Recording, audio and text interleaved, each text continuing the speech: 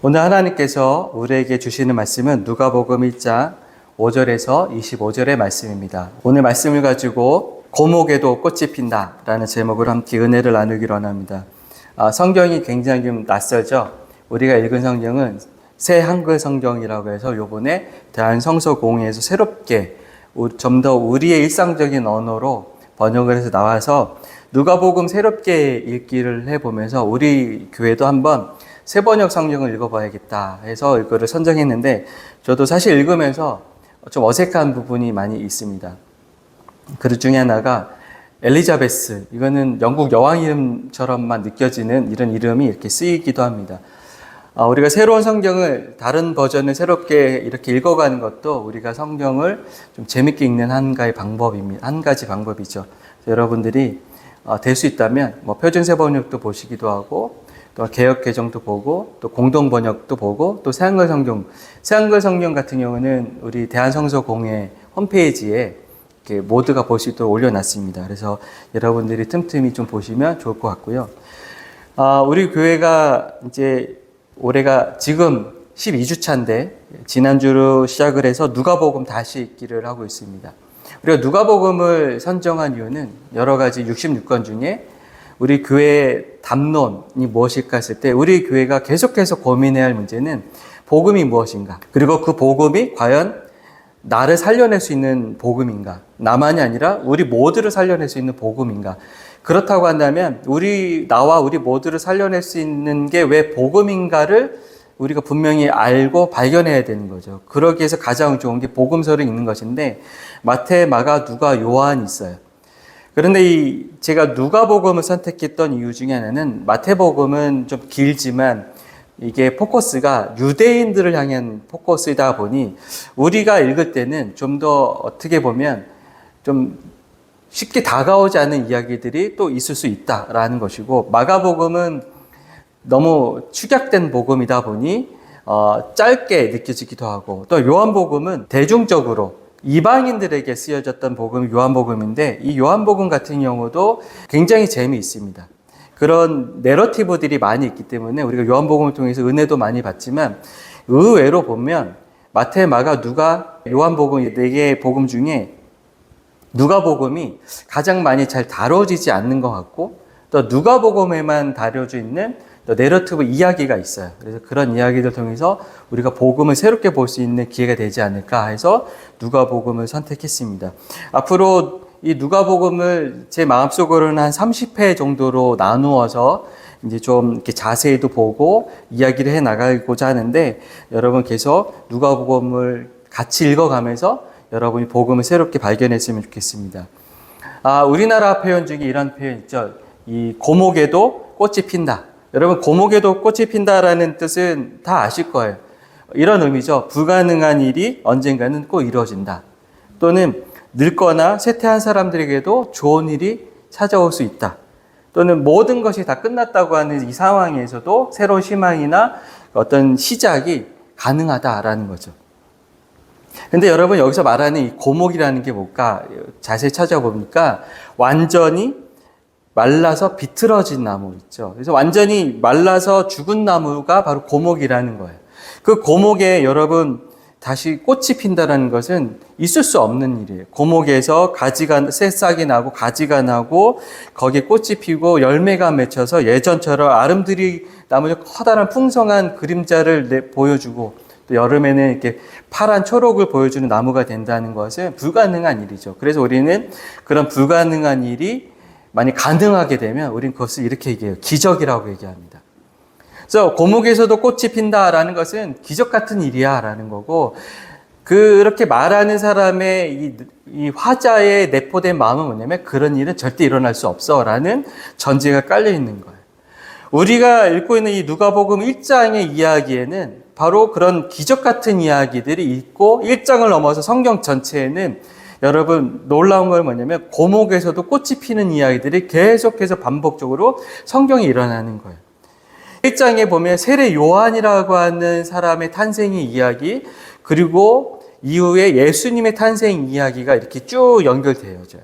그리고 마리아의 찬가도 있고 막 이런 얘기가 나와서 1장은 솔직히 너무 재미없을 수도 있는 내용인데, 근데 1장의 이야기가 우리에게 굉장히 중요한 것은 뭐냐면 하나님이 어떤 일을 행하시는가를 분명하게 볼 수 있는데, 여러분 설교의 결론을 먼저 내면 참 재미가 없지만 먼저 말씀드리자면 설교의 결론은 이거예요. 하나님은 고목에서도 꽃을 피워내신다라는 거예요. 여러분 이제 우리가 본격적으로 말씀으로 들어가 보면 예수님 당시에 이 유대인들을 바라보던 주변 시선들이 어땠을까요? 예수님 당시의 주변 시선들은 뭐냐면 말라 비틀어진 고목이었었어요. 사울, 다윗, 솔로몬이라고 하는 이 각각 40년씩, 그래서 4, 32, 120년 동안 이 이스라엘은 소위 그들의 리즈였었어요. 남부를 곳이 없는 나라였어요. 사울에서 시작해서 다윗 때는 뭐가 이루어지죠? 다윗 때는 영토가 완전히 안정화가 됩니다. 그래서 다윗이 영토를 많이 확보하고 또한 군사력도 많이 증강시켜요. 그래서 주변 나라들이 웬만하면 이렇게 함부로 넘볼 수 없는 나라가 되죠. 그 다음에 솔로몬이 그 왕권을 이어받아서 솔로몬이 한 게 뭐냐면 부를 많이 축적시킵니다. 정치적인 안정감과 또한 부의 속에서 이 이스라엘은 리즈의 시기간을 보내요. 그래서 열왕기상 10장 27절에 보면 이렇게까지 표현해요. 왕 덕분에 예루살렘에는 은이 돌처럼 흔하였습니다. 그러니까 이스라엘 백성들에게는 이 은이 이게 발에 채이는 돌처럼 흔했던 나라였어요. 그리고 또 하나 이게 백항목은 세팔라 평원지대의 뽕나무만큼이나 많았습니다. 은이 돌처럼 흔했을 만큼 그렇게 부강했던 나라예요. 저는 이 사울, 다윗, 솔로몬이라는 120년의 이 전성기의 끝자락을 보면서 늘 생각나는 말씀이 하나 있어요. 고린도전서 10장 12절의 말씀이에요. 고린도전서 10장 12절은 이겁니다. 그런즉 선줄로 생각하는 자는 넘어질까 조심하라. 여러분 정치적인 안정과 경제적인 안정 속에서 이 솔로몬이 예루살렘의 첫 번째 성전을 완성하기도 해요. 그런데 문제는 이 정치적이고 경제적인 안정이 오히려 이스라엘에게는 독배가 되어져요. 왜 그랬을까요? 성전 건축을 하면서 사람들에게는 높은 세금과 강제 노역이 부과가 되기 시작했어요.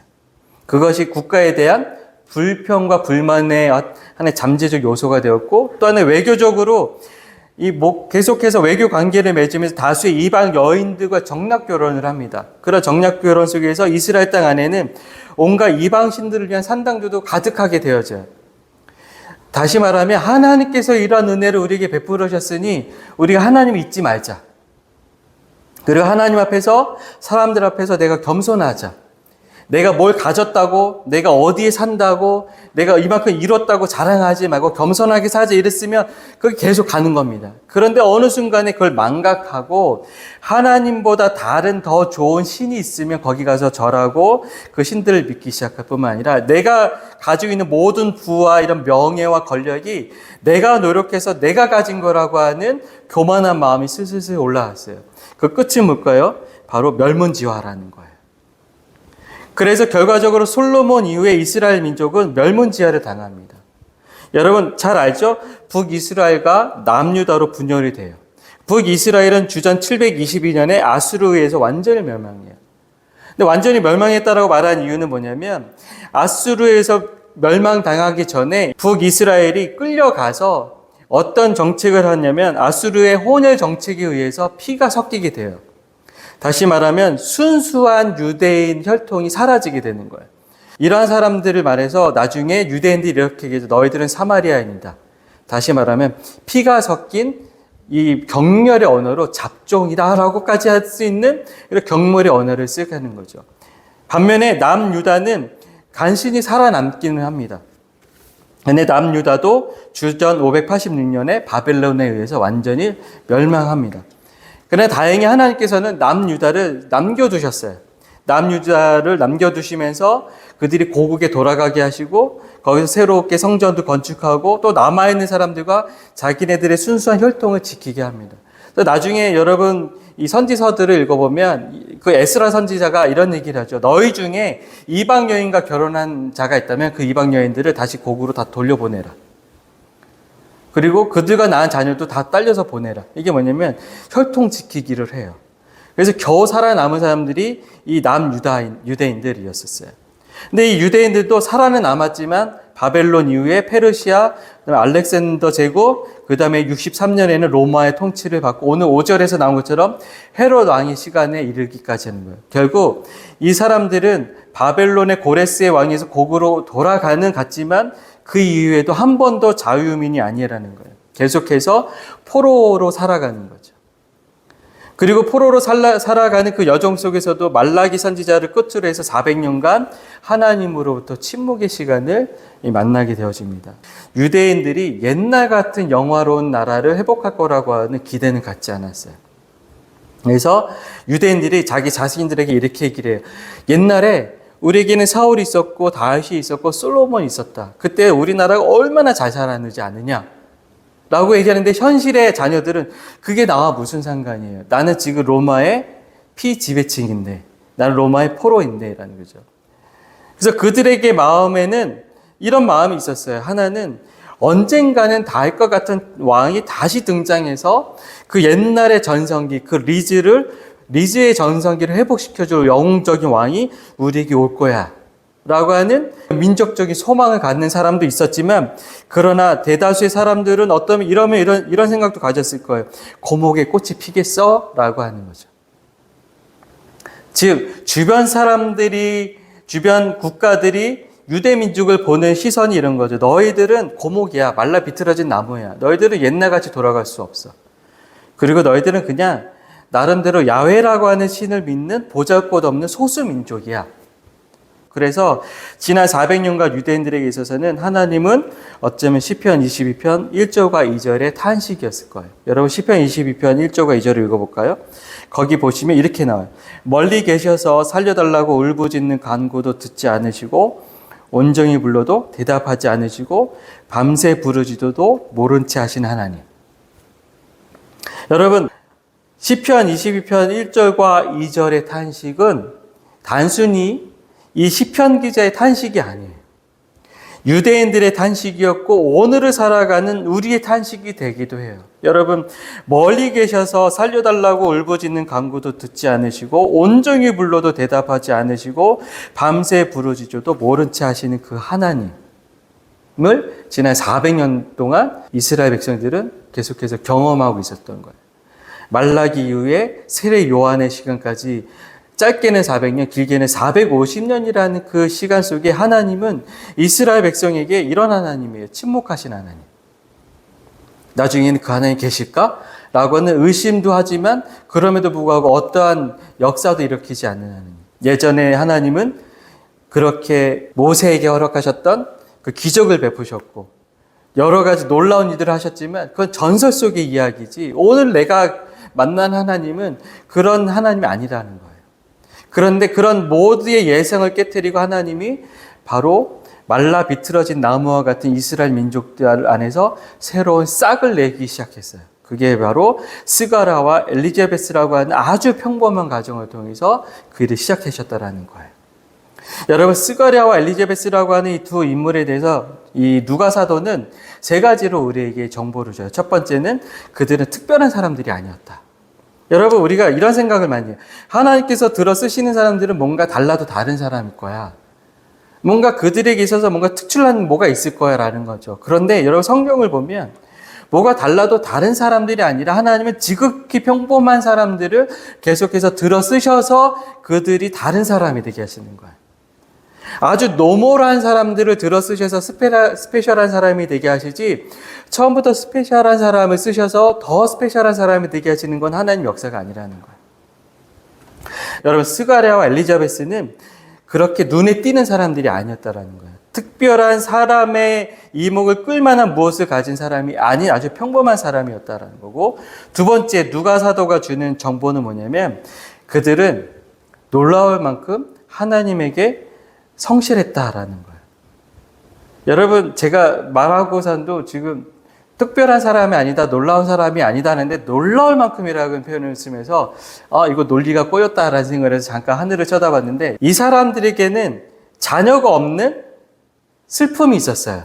여러분 내가 자녀가 없고 그 자녀를 하나님께 기도하고 하나님 앞에 내가 여러 가지들을 아뢰했는데 하나님이 계속해서 응답하지 않았고 그에도 뭐 준다는 것도 아니고 안 준다는 것도 아니고 아무 표적도 없는 상황이라면 우리는 어떻게 할까요?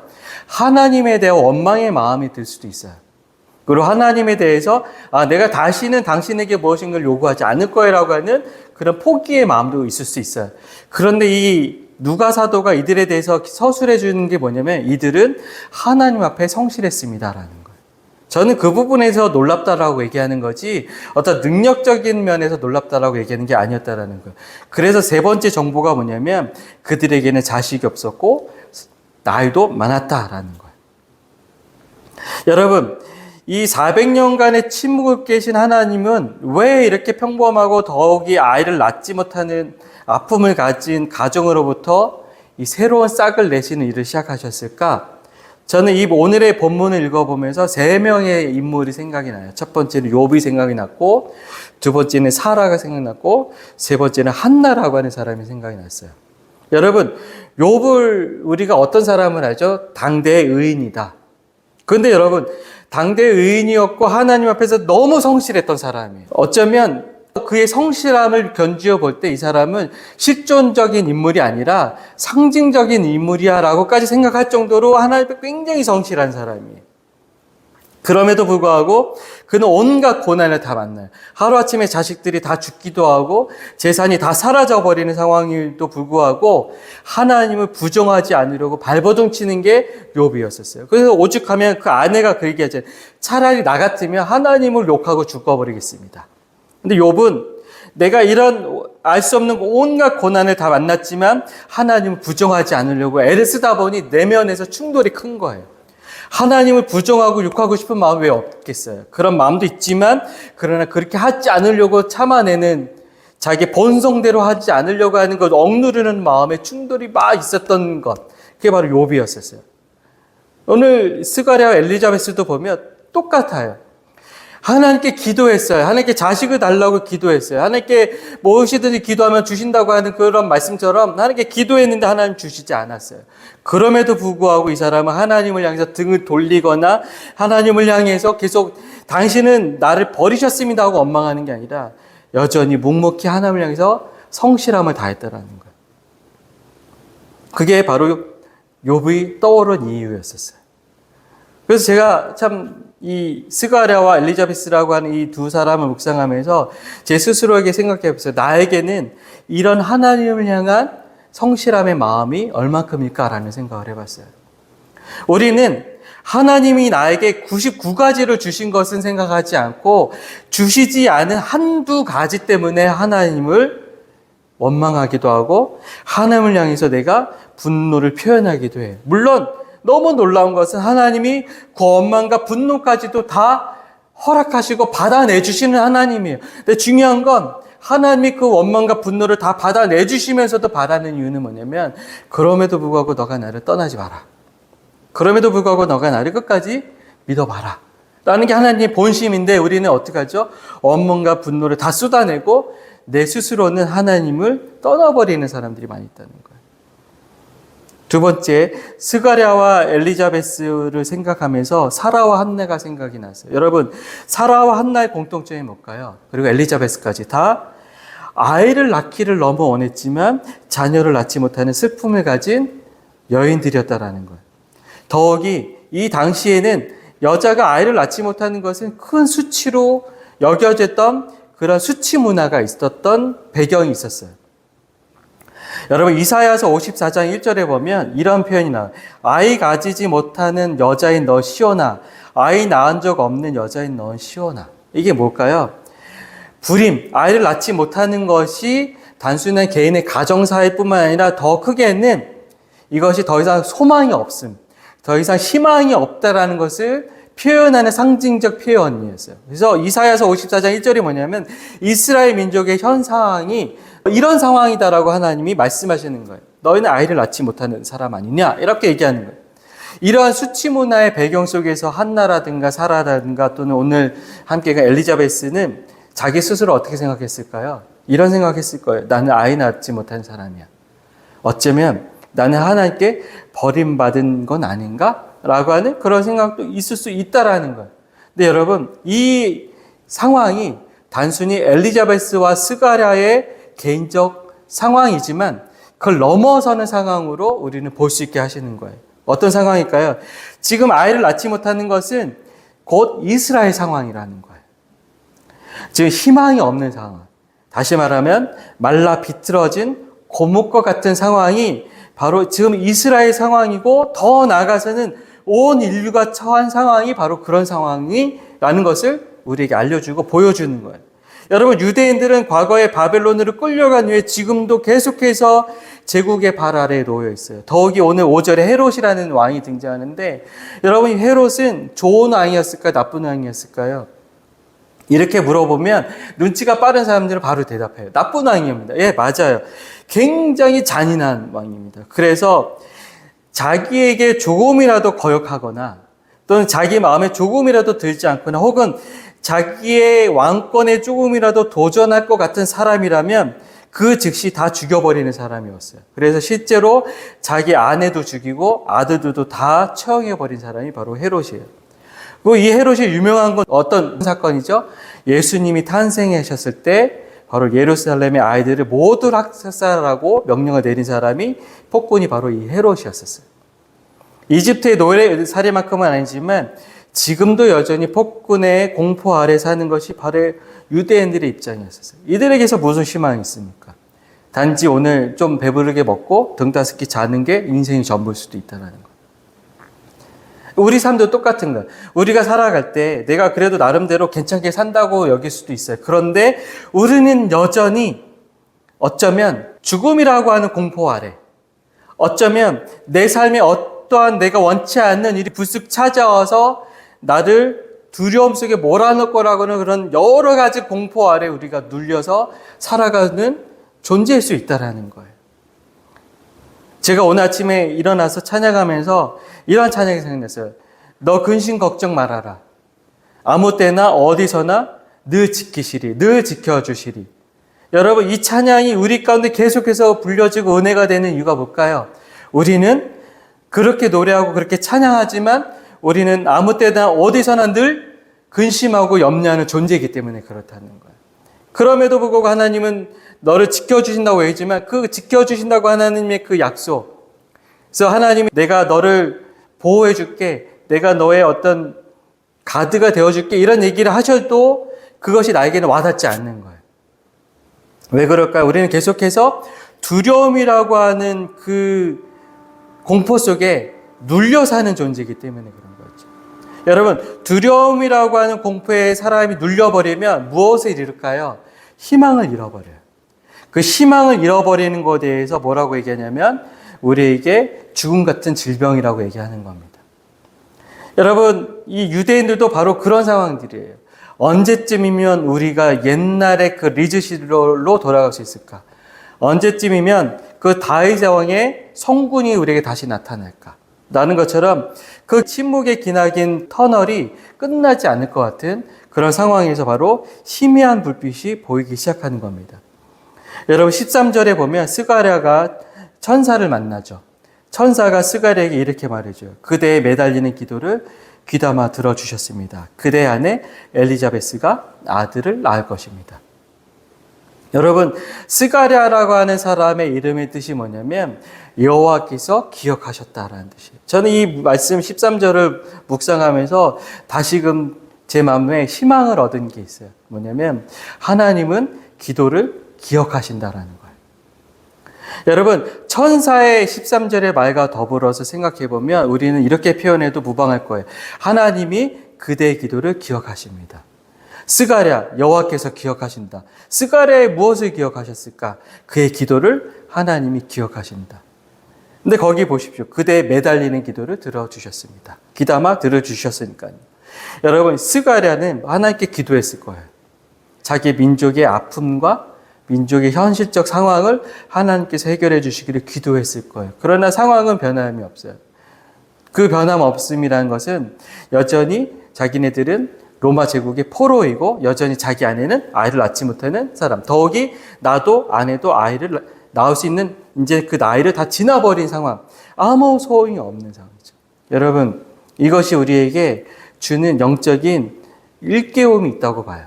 그것은 뭐냐면 우리가 이런 생각하죠. 기도해도 소용없다.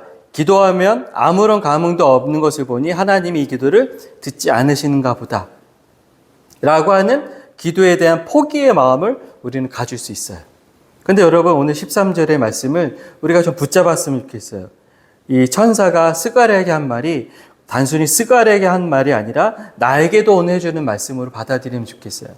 그대에 매달리는 기도를 귀담아 들어주셨으니까요. 그리고 하나님이 그대의 기도를 기억하셨으니까요 라고 우리가 기억했으면 좋겠다라는 것입니다. 여러분 오늘 18절에서 우리가 본문에 보면 이렇게 얘기합니다. 저 자신은 늙었고 아내도 나이가 많이 들었습니다. 그러나 그런 말에도 불구하고 하나님은 어떤 분이실까요? 고목에도 꽃이 나게 하시는 하나님이시다라는 것이죠. 제사장으로서 분향하는 일을 맡았던 이 스가랴는 그 마음속에 여러 가지 기도 제목도 있고 공포에 눌려 사는 이스라엘 백성을 구해서 구원하기 위한 기도도 했을 것이라는 거죠. 그러나 그 기도에 대해서 어쩌면 스가랴는 하나님께서 언제쯤 들어주실까에 대한 그 막연함도 있을 거라는 겁니다. 그런데 하나님은 마침내 그 기도를 들어주셨다라는 거죠. 우리가 9절을 한번 볼까요? 9절을 보면 스가랴가 제사장의 일을 누가 할 것인가를 제비를 뽑았다라고 하는 그 본문에서 스가랴가 뽑혔다는 이야기가 나옵니다. 여러분 스가랴가 뽑혔다라는 것이 과연 우연일까?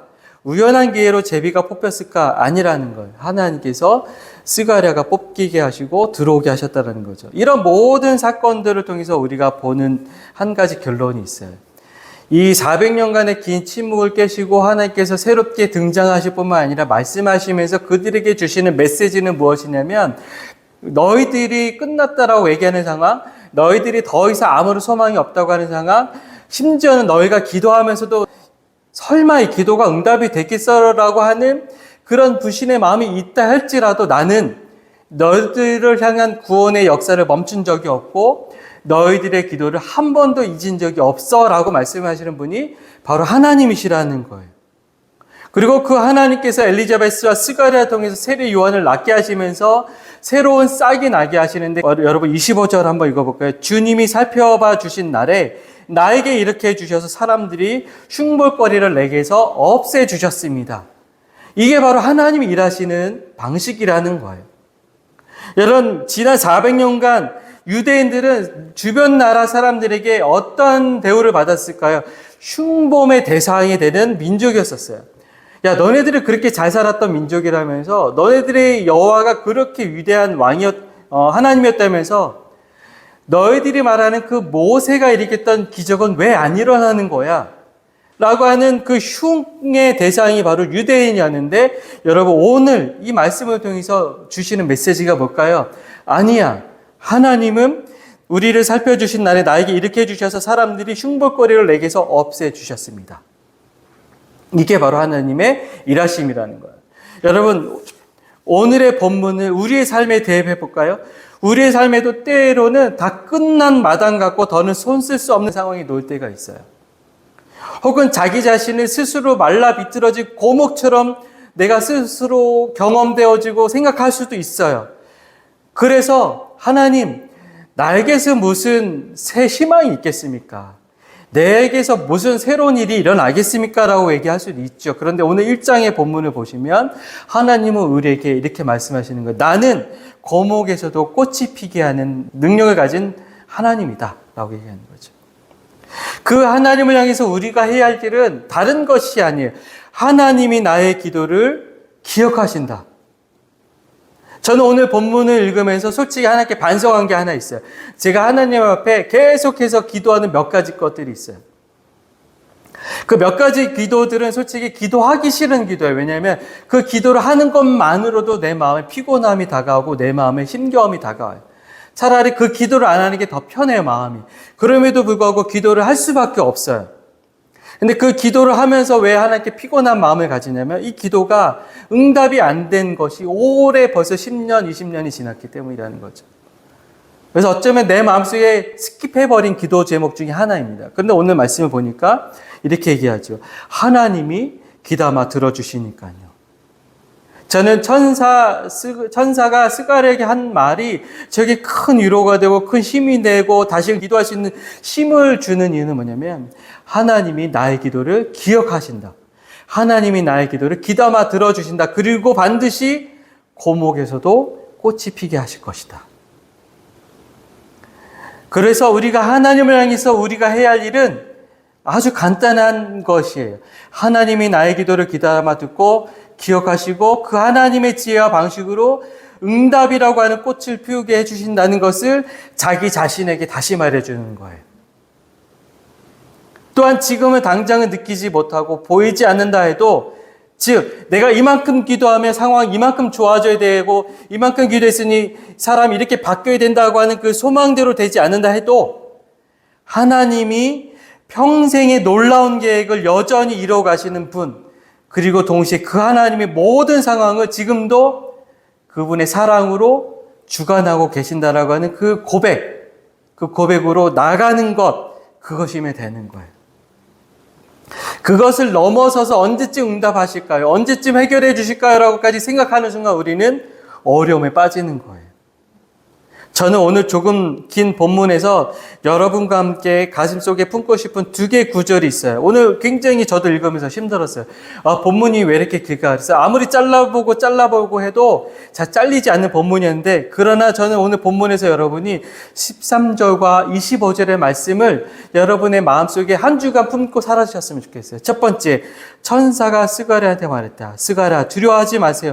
그대의 매달리는 기도를 귀담아 들어주시니까요. 그것을 여러분 스스로에게 말씀해 주세요. 윤기철 씨, 두려워하지 마세요. 그대의 매달리는 기도를 하나님이 귀담아 들어주셨으니까요. 그리고 25절도 여러분이 믿음으로 가슴에 품고 사셨으면 좋겠어요. 주님이 살펴봐 주신 날에 나에게 이렇게 해주셔서 사람들이 흉볼거리를 내게서 없애주셨다. 여러분의 삶의 문제들, 여러분의 모든 일들이 지금 당장 시원시원하게 해결되면 얼마나 좋겠습니까? 그런데 여러분, 그것이 당장 이루어지지 않는다 해도 25절에 하나님을 우리가 붙들고 가는 거야. 반드시 하나님이 사람들이 흉볼거리를 내게서 없애주실 거야. 그 하나님 앞에 나는 기도할 거야. 라는 거죠.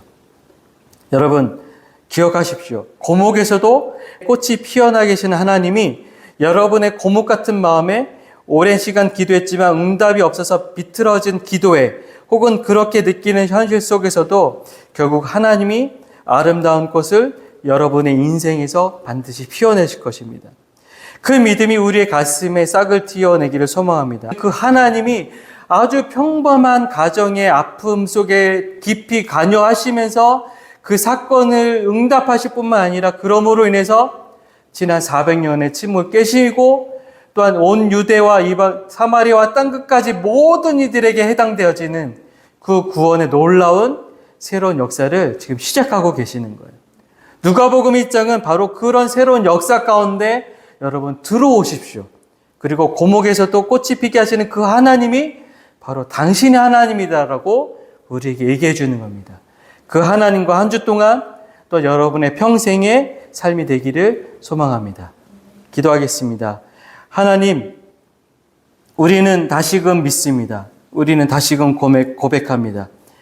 주님이 살펴봐 주신 날에 나에게 이렇게 해주셔서 사람들의 흉볼거리가 내게서 없애주시는 하나님이심을, 고목에서도 마침내 꽃이 피어나게 하시는 하나님이심을 내가 믿습니다. 하나님, 나의 고질적인 질병, 나의 고질적인 어떤 해결되지 않는 문제들, 그리고 나의 응답되지 않는 오랜 기도 때문에 내 마음이 상하고 실족하지만, 그러나 오늘 본문을 통해서, 오늘의 말씀을 통해서 내가 다시금 용기를 얻습니다. 주님, 내가 해야 할 일은 단지 아주 단순하리만큼 내가 하나님께서 나의 기도를 반드시 듣고 귀담아 들으실 뿐만 아니라 기억하신다는 것을 내가 믿으며 오늘도 다시금 기도의 마음을 모읍니다. 주님, 나의 기도가 주님 안에서 응답될 것을 믿습니다. 예수님 이름으로 기도합니다. 아멘.